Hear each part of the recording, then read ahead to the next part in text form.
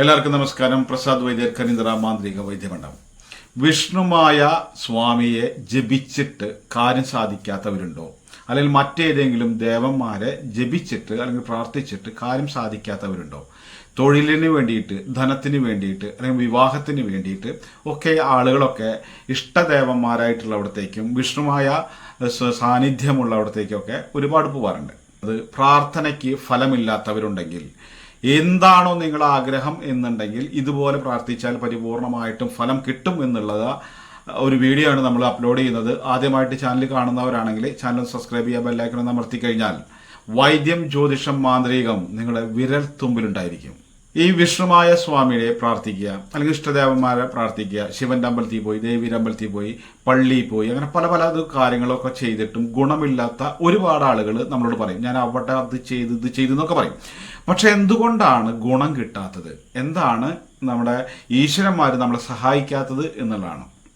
ഈ സഹായം വരേണ്ടത് നമ്മുടെ വിഷ്ണുമായുടെ അടുത്ത് പോയി പ്രാർത്ഥിക്കുമ്പോൾ എല്ലാ ആൾക്കാരും കടം വീടണം, പണം ഉണ്ടാവണം, കച്ചവടം ഉണ്ടാവണം. ഇതാണ് പ്രാർത്ഥിക്കുക. ഈ കച്ചവടം ഉണ്ടാവാൻ വേണ്ടി പ്രാർത്ഥിക്കുന്നവർ ഈ കാലഘട്ടത്തെ കൂടി മനസ്സിലാക്കി കൊണ്ടുവേണം പ്രാർത്ഥിക്കാൻ. കാലഘട്ടം മാറുന്നതിനനുസരിച്ച് ബിസിനസ്സിൻ്റെതായിട്ടുള്ള ആ റൂട്ട് അതിനനുസരിച്ച് മാറ്റിപ്പിടിച്ച് കൊണ്ടുപോകാനുള്ള മനസ്സും കഠിനമായ പ്രയത്നം കൂടി ഉണ്ടെങ്കിൽ മാത്രമാണ് നമുക്ക് ഏതൊരു ദേവനും നമ്മളെ സഹായിക്കാൻ കഴിയുള്ളൂ. നമ്മളിൽ ഒരുപാട് സാധനങ്ങൾ വിൽക്കാനുണ്ട്, നമ്മൾ വിഷമാക്കി വഴിപാടിട്ടുണ്ട് എന്ന് കരുതിയിട്ട് ഏതൊരാളും ഓടി വന്ന് ആവശ്യമില്ലാത്ത സാധനങ്ങളോ മോഡൽ മാറിയതോ അല്ലെങ്കിൽ ആ ഒരു കാലഘട്ടം കഴിഞ്ഞ ഒരു സാധനം നമ്മളിൽ നിന്ന് വാങ്ങിക്കൊണ്ട് വെറുതെ എടുത്തു വയ്ക്കില്ല. ആ കാലഘട്ടത്തിനനുസരിച്ചിട്ടുള്ള സാധനങ്ങൾ നമ്മൾ മാറ്റി പുതിയ മേഖലയിലേക്ക് നമ്മൾ ഇറങ്ങാത്തതും ഇതിനൊരു പരാജയമാണ്. ബിസിനസ്സിന് വേണ്ടിയിട്ട് പ്രാർത്ഥിക്കുന്നുണ്ടെങ്കിൽ, അല്ലെങ്കിൽ വിവാഹം നടക്കാൻ വേണ്ടി പ്രാർത്ഥിക്കുന്നുണ്ടെങ്കിൽ, അല്ലെങ്കിൽ പണം വന്നു ചേരാനുള്ള മാർഗത്തിന് വേണ്ടി പ്രാർത്ഥിക്കുന്നുണ്ടെങ്കിൽ, ഇല്ലെങ്കിൽ കടബാധ്യത തീരാൻ വേണ്ടിയിട്ടുള്ള കാര്യത്തിന് വേണ്ടി പ്രാർത്ഥിക്കുമ്പോൾ നിങ്ങൾ പ്രാർത്ഥിക്കുന്നത് എന്താണ്? കടം വിടണേ ഭഗവാനെ വിഷ്ണുവായേ, കടം വിടണേ വിഷ്ണുവായേ എന്നിട്ട് പ്രാർത്ഥിച്ചിട്ട് കാര്യമില്ല. കാരണം വിഷ്ണുമായയ്ക്ക് നോട്ടും കെട്ടടിക്കുന്ന പരിപാടിയില്ല. കാരണം എന്താണെന്ന് വെച്ചാൽ അവിടെ ചെന്ന് പ്രാർത്ഥിക്കേണ്ടത് കടം വീടാനുള്ള മാർഗങ്ങൾ ഉണ്ടാക്കി തരണേ എന്നാണ്. കച്ചവടം ഉണ്ടാവാനുള്ള മാർഗം ഉണ്ടാക്കി തരണേ എന്നാണ്. വിവാഹം നടക്കാനുള്ള മാർഗം ഉണ്ടാക്കി തരണേ, അതിനുള്ള വധുവിനെ കണ്ടെത്താൻ കഴിയണേ എന്നാണ്. ഈ പ്രാർത്ഥന വൈകല്യം തന്നെയാണ് നമ്മളിൽ പലവർക്കും പ്രശ്നം. ഈ വിവാഹം നടക്കണമെങ്കിലും നമ്മൾ ഒരുപാട് കാലഘട്ടം മാറി. കാലഘട്ടം ചില പെണ്ണുങ്ങൾക്ക് പ്രായവ്യത്യാസം, പഠിപ്പ്, കുലത്തൊഴിൽ, അങ്ങനെ ഒരുപാട് കാര്യങ്ങളിൽ മാറിയിട്ടുണ്ട്. അതിനനുസരിച്ചുള്ള രീതിയിലേക്ക് നമ്മൾ പ്രവർത്തിക്കാൻ വേണ്ടി അല്ലെങ്കിൽ അന്വേഷിക്കാൻ വേണ്ടി ഇറങ്ങുകയും നമ്മൾക്ക് അനുയോജ്യമായ അല്ലെങ്കിൽ നമ്മുടെ യോഗ്യതയ്ക്ക് അനുസരിച്ചിട്ടുള്ള പെൺകുട്ടികൾ ഉള്ളവിടത്തേക്ക് നമ്മളെ എത്തിക്കും എന്നുള്ളത് മറ്റൊരു അത്ഭുതകരമായ ഒരു ശക്തിയാണ് ഈ ദേവചൈതന്യം എന്ന് പറഞ്ഞാൽ. പക്ഷേ നമ്മളത് കാര്യമായി അന്വേഷിക്കുക എന്നുള്ളൊരു കടമ നമ്മുടെ ഭാഗത്തുണ്ട്. അതുപോലെ കടം വീടാനുള്ള മാർഗം. കാരണം ഒരു പണിക്ക് പോകാൻ പറ്റാത്ത ഒരാൾ, ഒരു കാര്യം ചെയ്യാൻ പറ്റാത്ത ഒരാൾക്ക് കടം വീടാനുള്ള മാർഗം ഉണ്ടാവുക എങ്ങനെയാണ്? അപ്പോൾ നമ്മൾ ചെയ്യുന്നതും പ്രാർത്ഥിക്കുന്നതും തന്നെ തെറ്റാണ്. പക്ഷേ മക്കളെ കൊണ്ടോ നമ്മുടെ വീടിൻ്റെ മറ്റേതെങ്കിലും തരത്തിലുള്ള ഒരു സോഴ്സ് നമ്മൾ കണ്ടിട്ട് വേണം പ്രാർത്ഥിക്കാൻ. ഭഗവാനെ, എൻ്റെ കടം വീടാൻ വേണ്ടി എൻ്റെ മകനൊരു ജോലി കിട്ടി, സമ്പത്ത് ഉണ്ടാക്കി എന്നെ കടം വീടാനുള്ള വഴി ഉണ്ടാക്കി തരണേ. അല്ലെങ്കിൽ എന്താണ്, നമുക്ക് മറ്റുള്ള എന്തെങ്കിലും സാധനങ്ങൾ വിറ്റിട്ടോ അല്ലെങ്കിൽ വിൽക്കാനോ അല്ലെങ്കിൽ എന്തെങ്കിലും തരത്തിലുള്ള പണം വന്നു ചേരാനുള്ള മാർഗങ്ങൾ നമ്മളിൽ ഉള്ളതിനെ യൂസ് ചെയ്യാൻ നമുക്ക് കഴിയണം. അതിനൊക്കെ ഉള്ളൊരു വഴിയാണ് നമ്മൾ അന്വേഷിക്കേണ്ടത്. പക്ഷേ നമുക്ക് കടം വിടാനുള്ള മാർഗം ഉണ്ടാവണമെന്ന് പ്രാർത്ഥിക്കും. പക്ഷെ മകന് ജോലി കിട്ടും, അതുപോലെ തന്നെ മകളെക്ക് ജോലി കിട്ടും, നമ്മളിലേക്ക് പൈസ വന്നു ചേരും. ഇതൊക്കെ നമ്മൾ അത് കടം വീട്ടണം. കാരണം മകന് ജോലി കിട്ടാനും ഒക്കെ വഴിയുണ്ടായത് നമ്മൾ കടം വീടാൻ വേണ്ടിയിട്ടുള്ള പ്രാർത്ഥനയുടെ ഭാഗമായിട്ടാണ്. ആ പ്രാർത്ഥനയിലൂടെ തന്നെ നമുക്ക് ഐശ്വര്യം അല്ലെങ്കിൽ പണം വന്നു ചേരാനുള്ള മാർഗം നമ്മളിലേക്ക് വന്നിട്ടും ആ പണം നമ്മൾ കടം വീട്ടാതെ വിനിയോഗം പോലെ തന്നെ ആർഭാടങ്ങൾക്ക് വേണ്ടി ചെലവാക്കി കഴിഞ്ഞാൽ നമ്മളെ കടം വീടൂല, കിട്ടിയ പൈസ കൊണ്ട് ഒരു ഗുണം ഉണ്ടാവില്ല. പ്രാർത്ഥന എന്ന് പറയുന്നതും ആവശ്യം എന്താണെങ്കിൽ കടം വിടണമെങ്കിൽ അതിനു വേണ്ടി പ്രയത്നിക്കുക എന്നും കൂടിയുണ്ട്. ബിസിനസ്സിൻ്റെ വരുമാനം ഉണ്ടാവാൻ അതിന് പ്രയത്നിക്കുക എന്നും കൂടിയുണ്ട്. ഈ പ്രയത്നങ്ങൾക്കും നമ്മളെ അധ്വാനത്തിനൊക്കെ ഫലമുണ്ടാക്കി തരലാണ് ഈ ദേവചൈതന്യം കൊണ്ട് നമുക്ക് ഉപകാരപ്പെടുള്ളൂ. അല്ലാതെ നമ്മളൊരു അമ്പലത്തിൽ പോയി പ്രാർത്ഥിച്ചുകൊണ്ടൊക്കെ നമുക്ക് പെട്ടെന്ന് തന്നെ കടം വിടാനുള്ള മാർഗം ഒരിക്കലും ഉണ്ടാവില്ല. എൻ്റെ അടുത്തേക്ക് തന്നെ ഒരുപാട് പേര് കടം വിടാൻ വേണ്ടി ഏലസിന് വന്നിട്ട് ഞാൻ പറഞ്ഞിട്ടുണ്ട്, ഈ ഏലസ് കെട്ടിക്കഴിഞ്ഞാൽ നിങ്ങൾക്ക് ലോട്ടറി അടിക്കുന്നോ അല്ലെങ്കിൽ വെറുതെ നടന്നു പോണ നേരത്ത് വലിയ സ്വർണ്ണമാലയോ അല്ലെങ്കിൽ പൈസ കെട്ടൊന്നും സഞ്ജീവ് ഇന്ന് കിട്ടില്ല. ഈ റോഡ് സൈഡിൽ കൊണ്ടിടുന്ന പൊതി എന്ന് പറയുന്നത് കച്ചറ കൊണ്ടിടുകയാണ്. അല്ലാണ്ട് ആരെങ്കിലും കയ്യിൽ നിന്ന് വീണ വല്ല സ്വർണത്തിൻ്റെ പൊതിയൊന്നും വിചാരിച്ചിട്ടൊന്നും കിട്ടുമെന്ന് വിചാരിച്ചിട്ടൊന്നും ഒരാൾ ഏലസ് കെട്ടണ്ട. പക്ഷേ നമ്മളുടെ അധ്വാനത്തിന് ഫലമുണ്ടാവാനും നമുക്ക് പണി ഉണ്ടാവാനും അത് നല്ല രീതിയിൽ വിനിയോഗിക്കാനുള്ള കഴിവുകളൊക്കെ നമ്മളിൽ ഉണർന്നു വരാൻ വേണ്ടിയിട്ടാണ് ഏലസ് കെട്ടുന്നത്. അതുപോലെ തന്നെയാണ് നമ്മൾ ക്ഷേത്രങ്ങളിൽ പോയി ദർശനം നടത്തുന്നതും. ഈ തെറ്റിദ്ധാരണയോട് കൂടിയിട്ട് നിങ്ങളെ ബാധ്യതയും പ്രശ്നങ്ങളും ഒക്കെ ഒരുപാടുള്ള വ്യക്തികളാണ് ഓരോ മനുഷ്യരും. പക്ഷേ അവരുടെയൊക്കെ അതിന് സൊല്യൂഷൻ കാണാൻ വേണ്ടിയിട്ട് ഒറ്റയടിക്ക് ഒരു ക്ഷേത്രത്തിൽ പോയിട്ട് കുറച്ച് പൈസ കൊടുത്തിട്ട് കടം വിടാനുള്ള ഒരു പൂജ ചെയ്തിട്ട് ആ കാശും കൂടി കടാക്കണ്ട.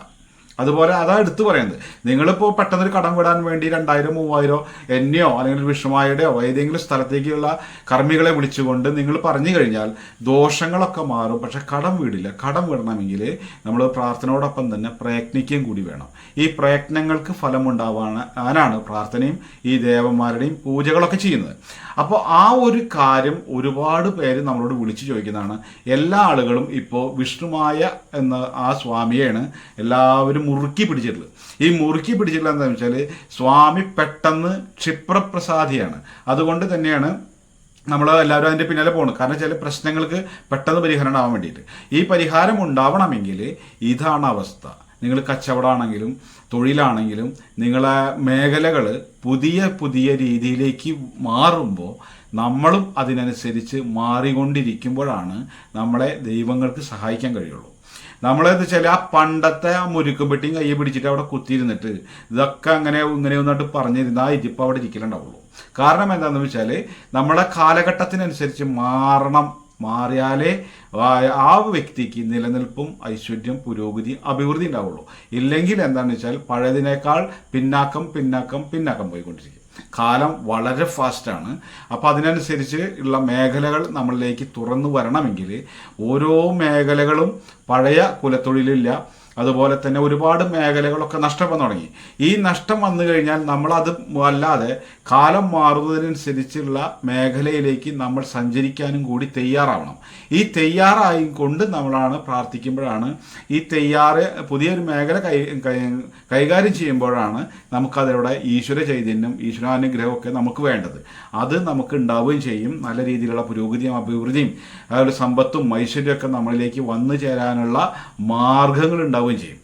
അപ്പോൾ വിഷ്ണുമായി പ്രാർത്ഥിക്കുന്നവരാണെങ്കിൽ ഇപ്പോൾ നമ്മൾ പ്രത്യേകിച്ച് ഭയങ്കര ഒരു മന്ത്രവും ഒന്നും എടുത്ത് ചെല്ലണമെന്നൊന്നുമില്ല.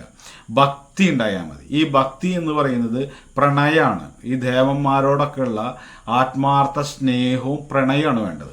അത് ഭദ്രകാളി ആയിക്കോട്ടെ, ശിവനായിക്കോട്ടെ, വിഷ്ണുവായിക്കോട്ടെ, ആരായിക്കോട്ടെ, എൻ്റെ ഭഗവാനെ എന്നുള്ള ആ ഉള്ളിൻ്റെ ഉള്ളിൽ നിന്നുള്ള ആ ചിന്ത ഭഗവാനിലേക്ക് ചെല്ലുന്ന സമയത്ത് നമ്മുടെ പ്രശ്നം അത് ടെലിപ്പതി എന്ന് പറയും. നമ്മുടെ മനസ്സ് ഭഗവാനിലേക്ക് അർപ്പിച്ചു കഴിഞ്ഞാൽ ആ ദേവനെ അറിയാം നമ്മുടെ പ്രശ്നങ്ങൾ.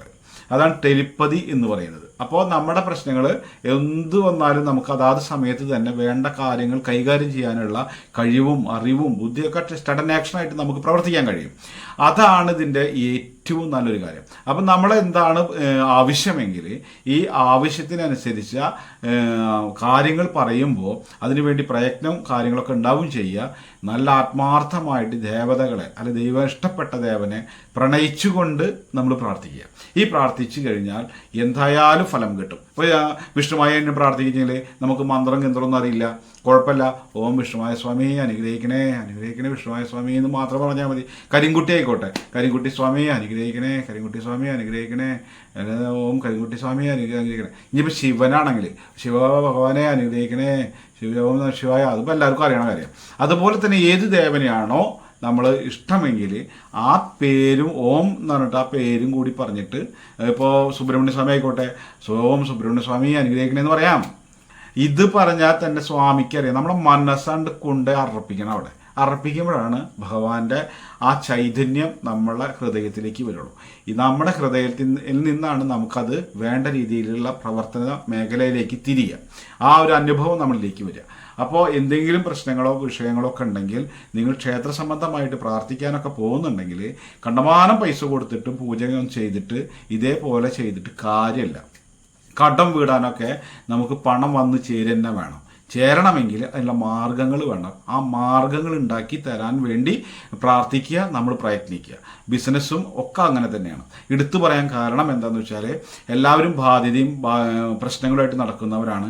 ഈ പ്രശ്നത്തിൽ കൂടെ തന്നെ വീണ്ടും കുറച്ചും കൂടി പൈസ എടുത്ത് കടം മേടിച്ചിട്ട് അത് പ്രശ്നപരിഹാരത്തിന് ചെന്ന് കൊടുത്തിട്ട് അതിനേക്കാൾ വലിയ പ്രശ്നങ്ങളായി മാറുന്ന ഒരുപാട് പ്രശ്നങ്ങൾ നമ്മൾ ഒരുപാട് ആളുകളിൽ നിന്ന് കേട്ടുകൊണ്ടിരിക്കുകയാണ്.